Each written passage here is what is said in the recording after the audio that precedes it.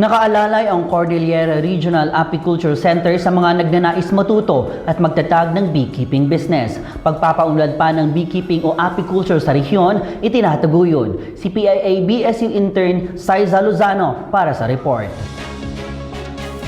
Sinusulong ng Cordillera Region Apiary Culture Center ang beekeeping training program na may layong ibahagi ang kasanayan at kaalaman sa pag-aalaga ng mga puyok. Layunin nito na magbigay ng oportunidad sa mga nais magsimula sa beekeeping, magkaroon ng hanap buhay, pati na rin sa nais mga ibang bansa. Patuloy ang pagpapatupad ng SIRAC ng Beekeeping Training Program bilang parte ng kanilang Research and Extension Services. Dito po is sa SIRAC yung nakikita po sila ng training. So dito train po namin yung mga, lalo sa mga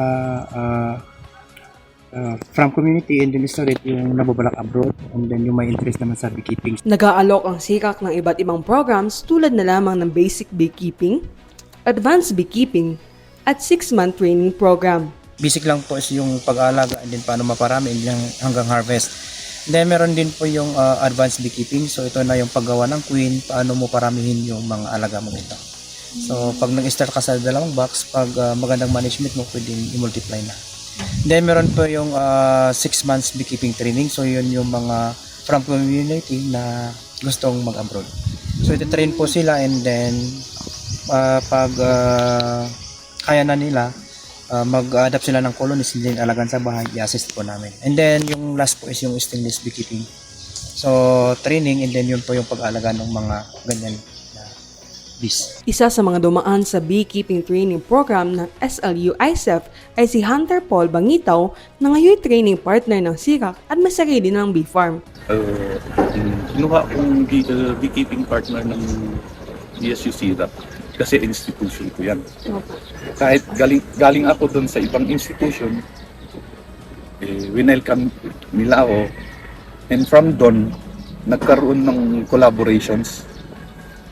Aside from nagtutulungan kami, and then income din. Kasi ang pinagkakaabalkan ko noon, computer shop.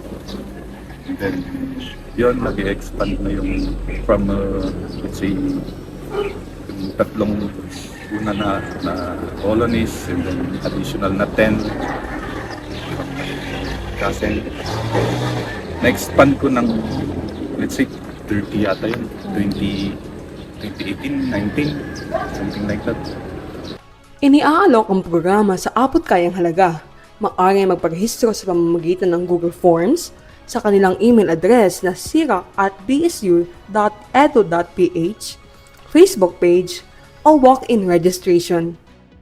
Mura, sustainable, at may kita. Sa pamamagitan ng programa ito ng SIRAC, mas abot kamay na ang kalaman sa pag-aalaga ng mga bubuyog na maaari magbigay ng oportunidad sa mga nais sumahok.